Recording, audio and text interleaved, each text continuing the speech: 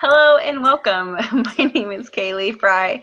I'm the National Program Director of COLAGE, and I am here today with Courtney Feria and Christian Bear. We are all COLAGE staff members and super excited to share information. So the main topic of this video is tips for researchers. We get a lot of research requests coming to our email colage@colage.org.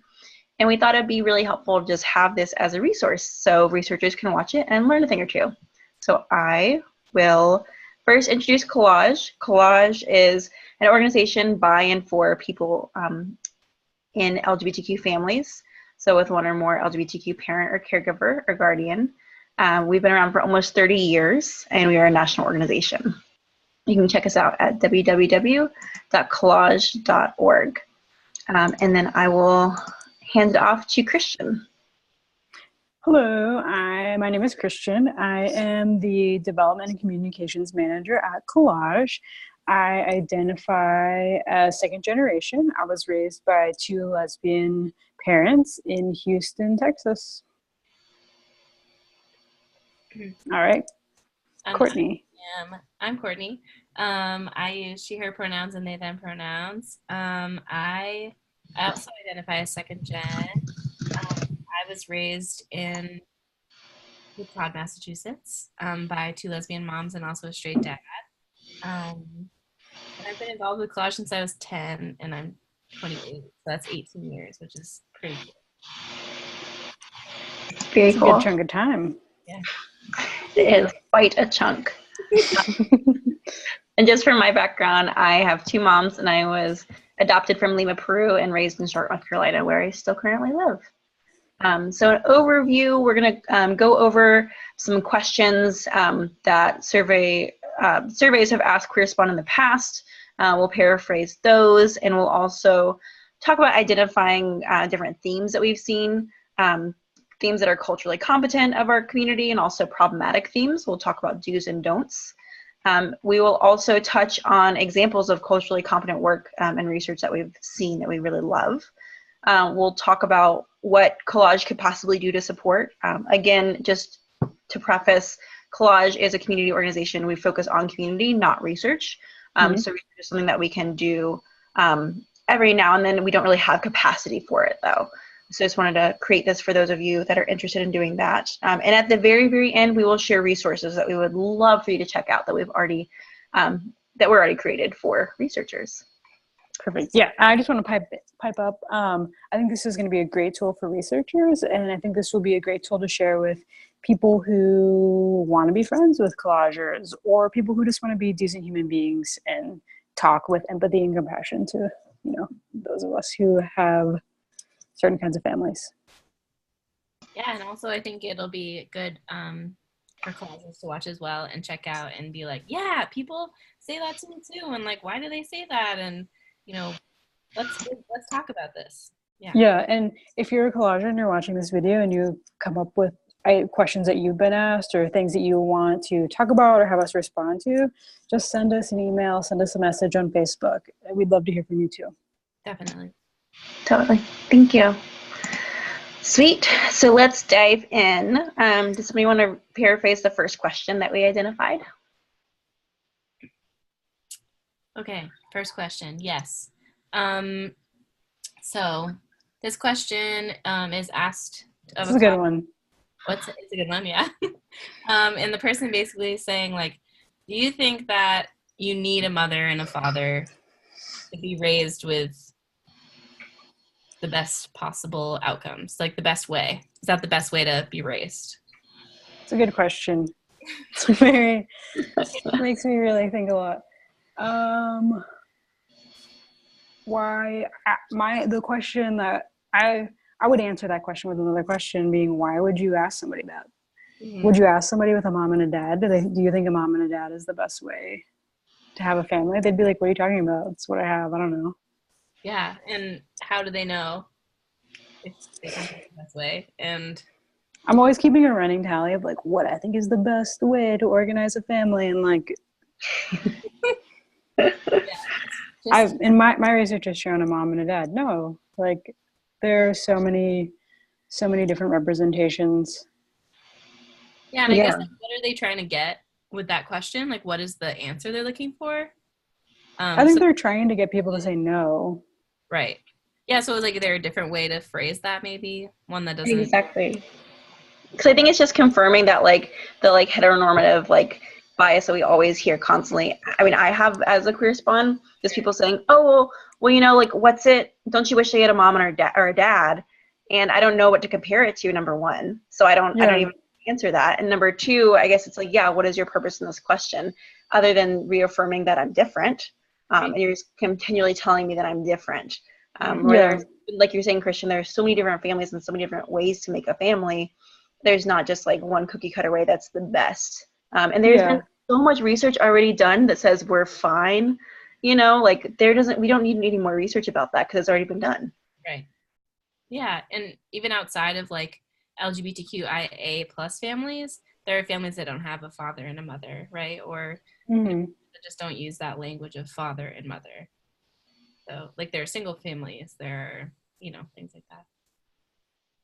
Yeah, I think that the main problem with questions like this is that they're always asking a collager, like Kaylee said, to other themselves and to put yourself in a position where you are forced to be knowledgeable about heteronormative standards, and you are forced to try to make a comparison between that and your own family, and it's not going to be real. And I think they should be willing to ask more nuanced questions and ask questions that aren't trying to compare things or like use something as a norm that is not a norm. Yeah, like let's stop holding that up as a norm. Let's like move away from that. Totally. Next question. Yeah. All right, next question. Let's see. Okay, it's kind of in the same format. Thinking about comparing us, so thinking of a traditional family, so using that language in the survey question. What do you think is different, or like what do you think is the same in growing up in your current situation? It's just another one of those questions that's just like, you don't have a traditional family. Tell me about it. And like, Yeah. And calling it a situation, like growing up in a traditional family versus your current situation. Like, what about? Just don't even ask that question. I know. I mean, we're not in Kim Possibles, and then like, what's the sitch? Like, it's It makes me feel like the belief is that you're in like a very precarious situation, and that like there's this like really solid traditional family, and then we're over here. Maybe we are like maybe it is like not stable, but the way that the question is, it just assumes like why ask a question that you're forcing someone to compare knowledge to a family that is not theirs. Yeah, and or an experience that they don't have. Yeah, and when you're born into, some folks are born into LGBTQIA families, like I wasn't, but I have heard folks say, like my friends who were born into them, that when they get asked questions like this, they then realize that they're different. They're like, oh, what do you mean? Like you're not born with these ideas of like what a family is, right? You just like are born into your family, whatever that is. That's family, so. Yeah, if somebody can answer for me what a traditional family does, then maybe I would. I'm like, did you listen to Indigo Girls all the time? What did you listen to? Yeah. I hear there's a little misogyny trap, like, thrown in there too. Yeah, I don't know. Yeah. Totally. Traditional. Yeah. Next question.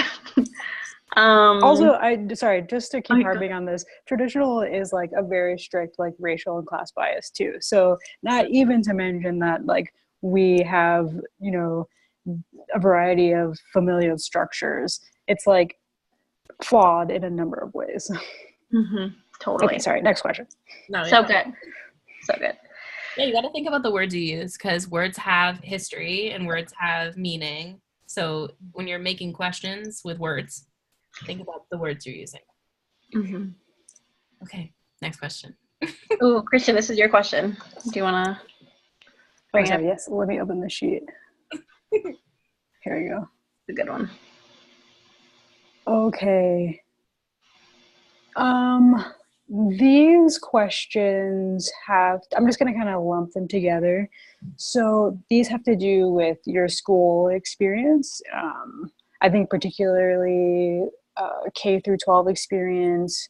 One question asks, okay, so it's two questions. The first question asks, like, can you think of any reasons why maybe your parents wouldn't want to go to your school functions? And and then the next question is like something along the lines of like, did other students out or like tell about your family? Did they out your family? And how does that affect you? That's sort of like the running theme of the questions. And these are important for me to highlight because, first of all, parents are parents, and my parents didn't want to go to my school because they had a lot of jobs. Like they just couldn't get time off. They were young people, and so they didn't necessarily prioritize that on their list. So just assuming that the only like thing different about parents is that they may be like LGBTQIA is a mistake, first of all. And then the idea that like, first of all, you would never ask like a queer person like conversationally, so did anyone ever like secretly out you when you weren't ready to do it? That question is so inappropriate on so many levels that it's also inappropriate to ask that about somebody's family. But like also I wish that first of all, out and in is like too simplistic, but like when I do tell people about my family, when I do tell them that I have like lesbian parents, I wish that they could retain that information for more than 15 seconds and then not like continue and ask like, wait, what do you mean your other mom? Like, wait, what are you talking about? Like, these questions are way too simplistic and they miss like, I'm not even sure what, other than like possibly traumatizing the responder, I don't know what the objective is here. Yeah. It's like, honestly, maybe we should be asking these questions of like folks who are not in LGBTQIA families. Like, have you ever done this? What did you think? Was that okay? No, it wasn't. And teaching them, like, why are we asking us to traumatize ourselves for this research when really we know this happens, right? If it does happen, it's none of your business. And so what are we doing to like change these narratives rather than re-traumatizing COLAGErs for having those experiences? Yeah. And I'm not saying that people have to have I'm not saying that people have overwhelmingly negative experiences, but it's kind of these questions that make it feel like you have to present your family in the best possible light, because otherwise people are just going to narrativize you as like having this like super painful, secretive, isolating childhood. And maybe it was in a variety of ways, but like this is not the way to find that out. Yeah, and maybe it was, and why do you think it was? It wasn't because of my family, right? Like for me, that question of like, was there a reason why your parents wouldn't have wanted to come? Like for me, like my mom came out when I was 10, which is 5th grade, which is middle school. And I moved to a brand new middle school where I had no friends.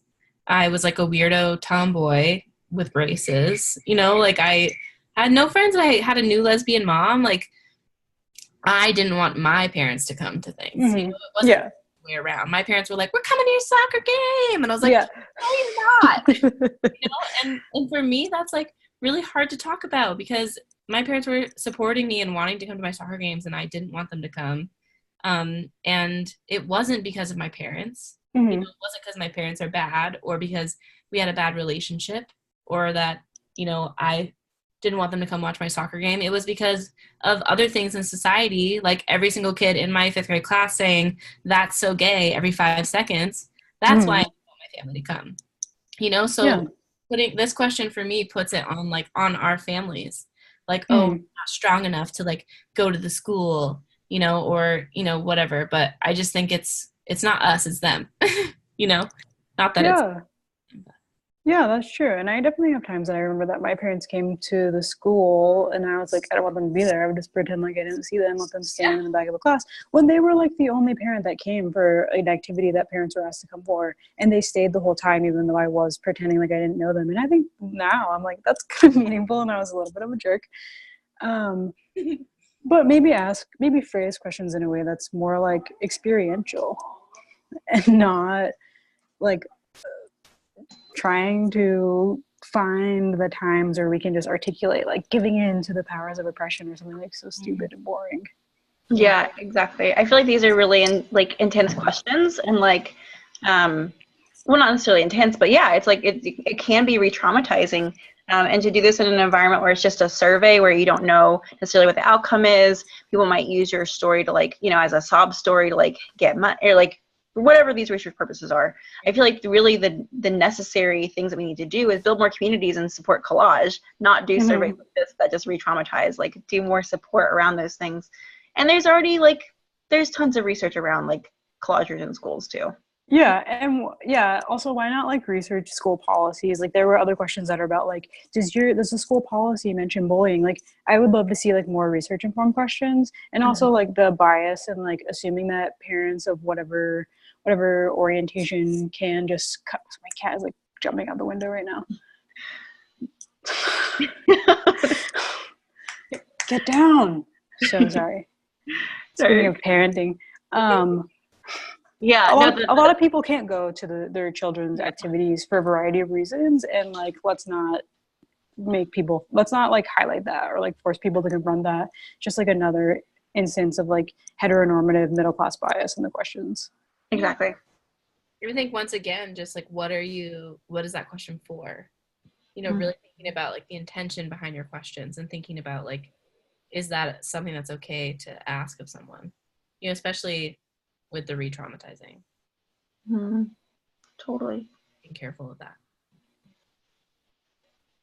Totally. Ready for the next question? I'm ready. Let's do it.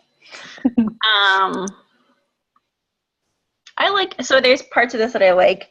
So they acknowledge in this question, they say both or all. So it says both or all as an example, talking about your parents.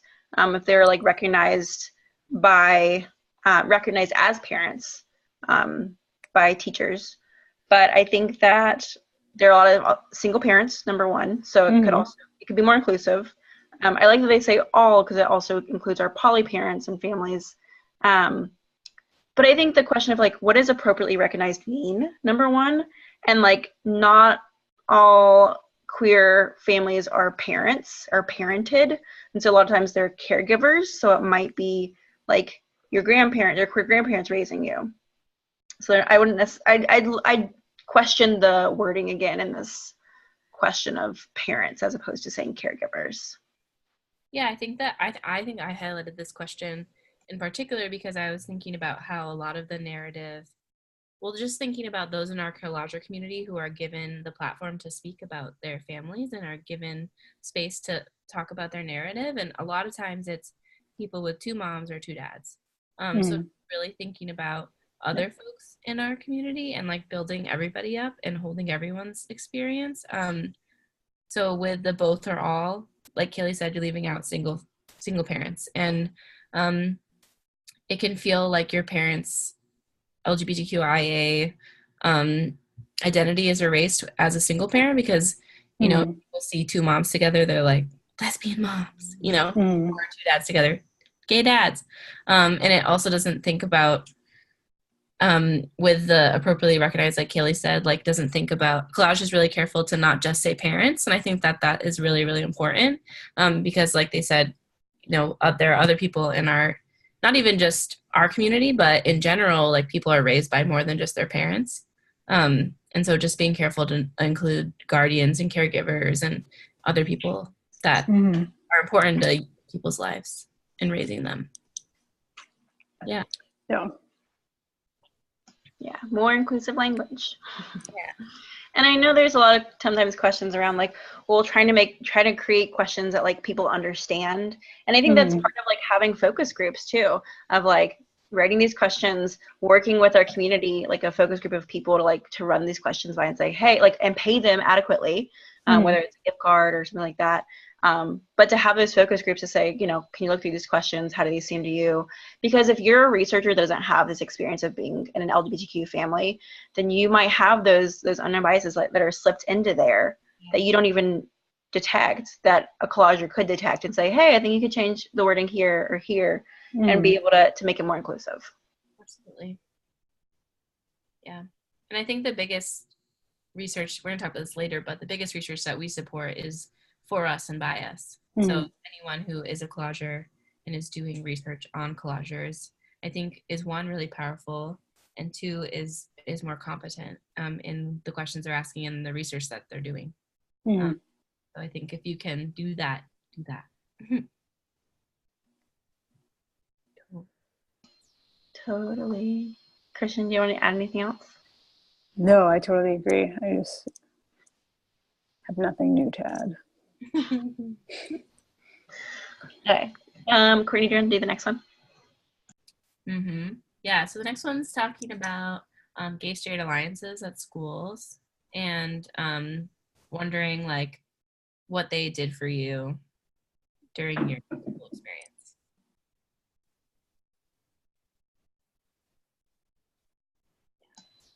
I wasn't in the Gay Straight Alliance. I don't have a lot to say. I wasn't either. I think, so I tried to be, and that's a good question. I think that was just like a question I wanted to like talk about in general with y'all of like what the experience was like. Cause I remember wanting to be a part of it and like kind of having my, like dipping my toe into it when I wasn't out yet, because being second generation, there's a lot of like, oh, well, are you going to be gay? Like your parents are gay. Like that was a question that I was always asked in interviews and other gay people and like, you know, things like that. And the joke of my family was always, oh no, unfortunately my mom did all they could, but both of their kids are straight, you know, like that was the joke. Jokes on them, I'm not. But it was interesting navigating that as a youth in school, because it was like I was what we call culturally queer. So I was raised in the queer community my entire life, but I was identifying as straight. So I felt more at home with queer people in the queer community, and I wanted to be a part of that in high school. But then I like I didn't feel like I was allowed in, or I was like queer enough because I wasn't out myself. Yeah. And I didn't want to be out because it didn't feel like it was something that I could do to like be supportive of my family, because being supportive of my family meant hiding who I was and trying to be this poster child, also what we talk about, and having that weight on my shoulders of trying to be perfect and say that my family's perfect. And part of that being perfect was being straight and not, you know, living up to the hype of like all the like queers raise queer kids type of thing. So that was my experience with GSAs, and it wasn't until later on when I came out as queer that I was like fully accepted into like a GSA type of thing. But it's like I had to prove my queerness to be a part of it. Yeah, and I think that you highlighting it is important, because I think that a lot of times COLAGErs get lumped in with LGBTQ IA youth, and it's a very different experience. Like being an LGBTQ IA person yourself versus being raised by those folks is a very different experience. So I think that just highlights for us the importance of collage and the importance of queer spawn spaces, because it's different. It's a very different experience. And I think the first time I tried to go to the GSA, and I just felt weird because I was also straight identifying as well, and I just didn't get it. You know, I don't know. They were talking about Christina Aguilera and Britney Spears kissing Madonna, I think. And I was like, okay, we talked about this at the dinner table with my mom. You know, I already processed it. So, you know, and like what I want to talk about was like other things that they weren't going to get, you know, and I didn't feel that complete acceptance until I was like at Collage with other queer spawn. Yeah, I agree. I think that GSAs are a really good resource for people, and I think that, you know, wouldn't want to discourage because of I grew up in the South. I was in elementary school in Texas. There was nothing anything like that, and then my high school had a GSA, and it was picketed by the Westboro Baptist Church because we were the first GSA in Arkansas. But I didn't do it, and like I want people to. I think it's a cool thing. I think it's a great idea. I think it's great for people who are trying to find their identity as a queer person. I think it's great for people who are like culturally queer and, you know, like want to map out their own spaces, political and personal. And I think for me as like a second generation person, I was just kind of like, I'm not in touch with like these young people's queer references. I think I was like, oh yeah, Tu Long Fu. Like I wasn't sort of like super vibing on like rainbows and stuff. But I think it can be, I would like to see GSAs sort of, and I think maybe they're like becoming this more now as like a more like politically engaged and like inclusive space. So that's super cool. Yeah. Totally. And there was a group of collagers that created a resource for GSAs to help make them more inclusive. So I think when you say, like a space for LGBTQ youth, like we are still part of that community of like the queer community. So like if you're also going to say youth in LGBTQ families, you actually need to back that up and like do the work around that. So you can't like Courtney was saying, we have very different experiences. You can't just lump us in, but we need more support, and that's a great hub for it. But we also need very like culturally competent work and programs around that. Yeah, definitely. Cool. Yeah, and I think one of the last like themes, I think that is like a big overarching theme, is how it just feels like all of this research is to say that we're okay or that we're all right, and there's been so much research on that. First of all, I don't know if anyone wants to share anything else around that theme. It's a pretty big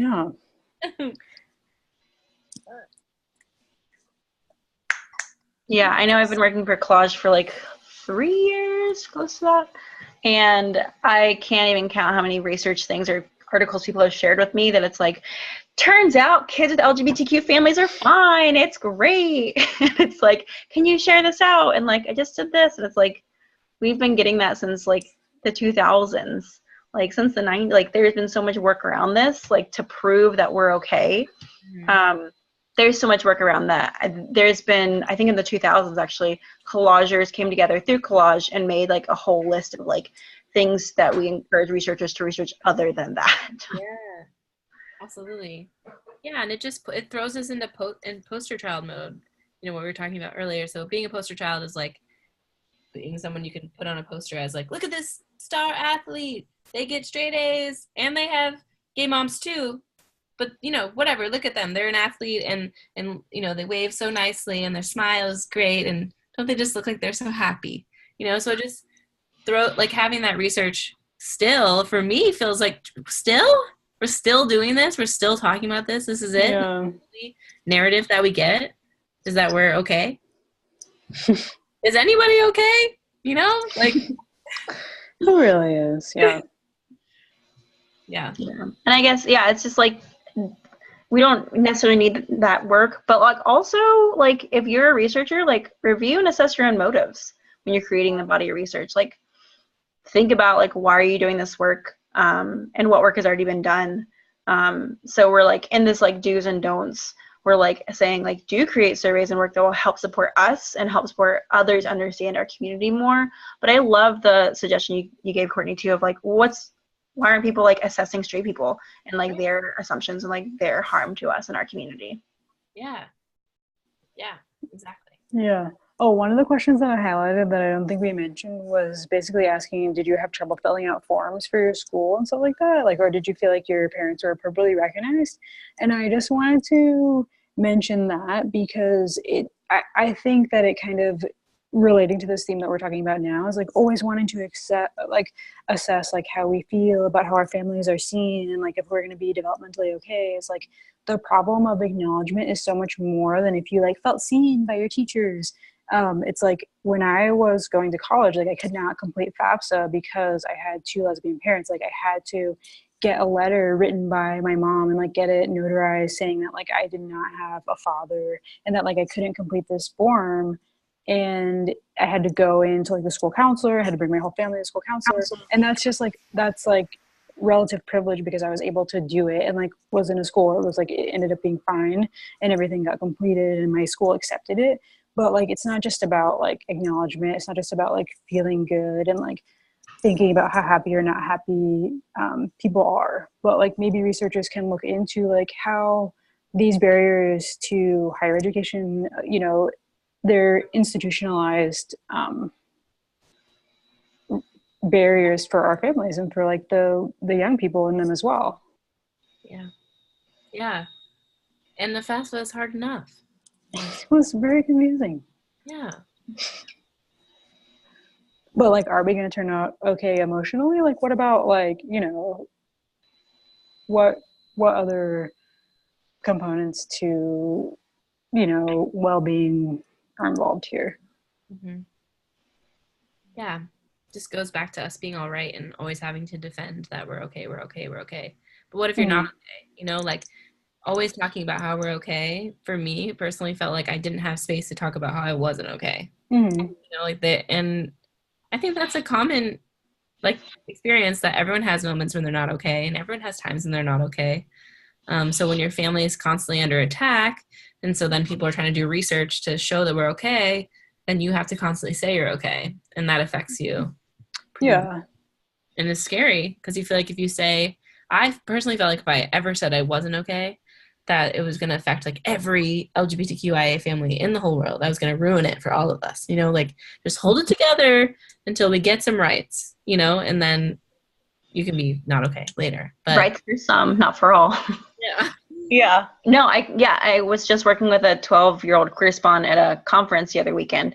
And like this 12-year-old was talking about that weight of like having to stand up for the entire LGBTQ community and their family. And like that's a 12-year-old talking about that weight. And like part of like lifting that weight off is just be giving them a space to like say that it doesn't have to be that way. And like that we can like imagine a world where it's not like that, but also like share the realities without putting them on a like a pedestal and asking them to like, you know, give their example of their family, but just give them the space like Collage does to have these conversations where we're like, we can say that we're not okay. And our answers aren't going to be used for research or advertisements or sponsorships.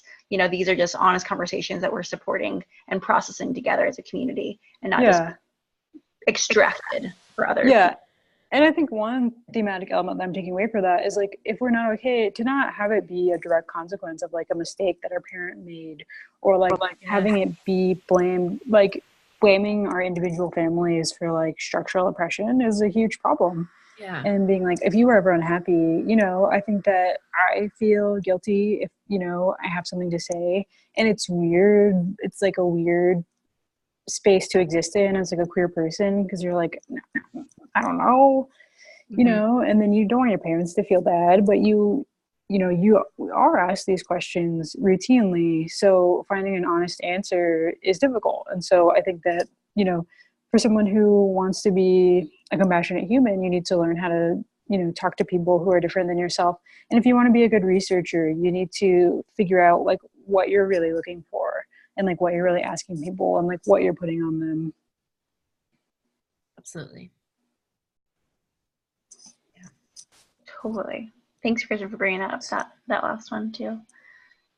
I think we've kind of gone through like do's and don'ts by using questions. So let's look at like examples of culturally competent research that we have seen. And it's interesting because I think it's really, we're thinking about expanding language, creating things that are inclusive, and really asking questions that reflect the nuances of our experiences, because we have many different experiences. Like even on this call, the three of us don't have the same experience. Right. So asking questions that really broaden that scope where people can like really honestly answer, but there's not necessarily a standard to go by, you know? Yeah. So like an example of that that I have written down, we can also look through this together of, you know, if you did go to a GSA or participate in one, like how supportive was it during your experience? So that's kind of, it's broad. It's not assuming that you went to a GSA. It's not assuming that you had a great experience or a bad experience. It's just asking the question. I think that's a great way of just kind of having it be broad and kind of a edit to what we were talking about earlier as well. Totally. And then other, like you already said, Courtney, culturally competent research examples are research that's made by and for us. That's not to say that COLAGErs, that everyone always has the best intentions for everyone, but I like to think that our community, because we do have such nuanced experiences, work that is made by and for us, they will have more knowledge of our culture and what, you know, what it's like and kind of what not to say as well.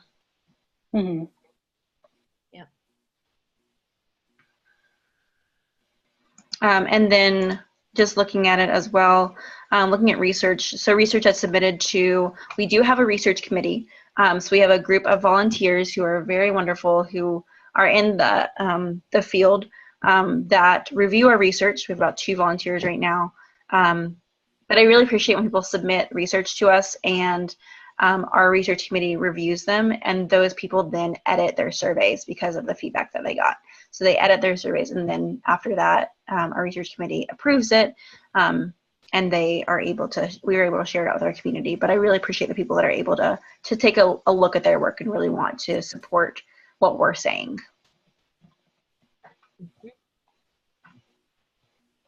Cool. So looking at COLAGE's support for research, like I prefaced before, we do not focus on research, so we focus on community building and youth development.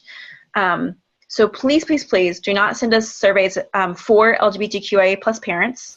That is not our focus. Our focus really is youth and adults in LGBTQ families. So please don't send us stuff like that.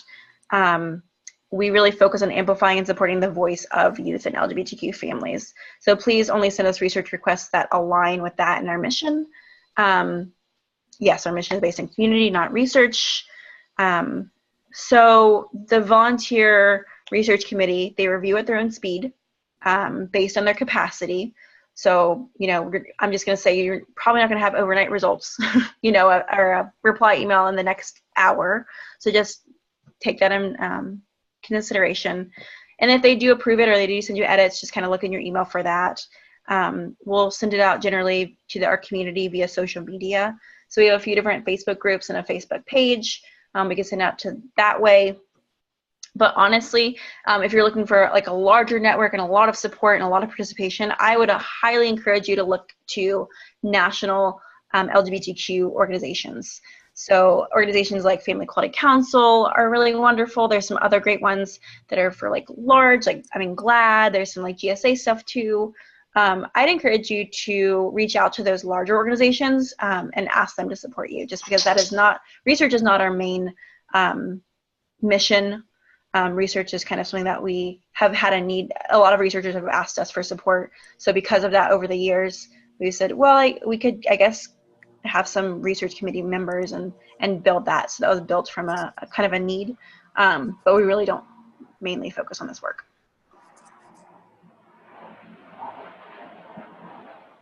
Cool. And then the last one is resources. So I'm going to share my screen. There we go. Okay, so resources, they are mainly on our Collage resources page. So I'm just going to pull that up for you. So resources, if you're going to collage.org, please click on resources. This is a list that was cultivated from our New York City chapter, Megan McKnight, Gabe Backall, Jamie Larson. You can send feedback and additions to them or suggestions. And again, we focus on work made by and for youth and LGBTQ families. So if you have a guide for LGBTQ youth, that does not meet our qualifications. If you have a guide for LGBTQ parents, that is not our focus as well. So please think about our mission before you send us things. But we do have some great resources here that you can look at and add to your work if you're looking for more things for us. Academic articles is something I want to share. So you can look at these academic articles to see, what people have already written about or researched. So please, please, please look through those to see what we have. There's many, many other articles. So this is a great place to kind of learn more about our community, learn more about our experience, so then you can possibly help support your research. We also have some resources such as this one, which is tips for researchers studying youth with LGBTQ parents. I have that. I can send that to you.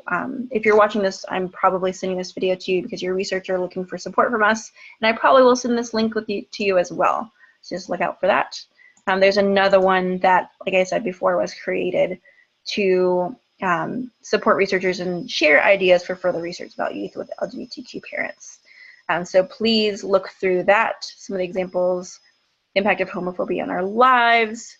I'm looking at quantitative analysis, needs assessment. I will highlight this forever.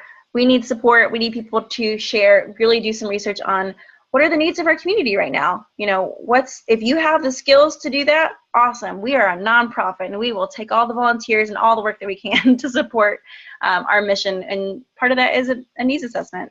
Public opinion, standing up to the right, and then make your work accessible and available.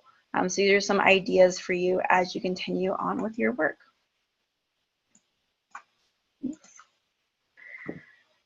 Awesome. Did y'all want to add anything else? No, thank you, Kaylee. That was awesome. Yeah, great resources. Thank you. Yeah, so please review our resources. Please watch this full video. You know, if you're at this point, you're probably at the end. So thank you for watching it. You made it. Thank you. Thank you. Thank And you. if you are a COLAGEr and you have more topics that you want us to touch on, please do reach out to us. And anybody that was worried about my cat, the window actually hit a screen. I just couldn't see it. Yeah. That's fine. I actually was worried. That's great. Yeah, thank you for watching, and I hope this helps. Thank you, Courtney and Christian, for doing this with me as well. Yeah. Of course. Okay, bye everyone. Bye.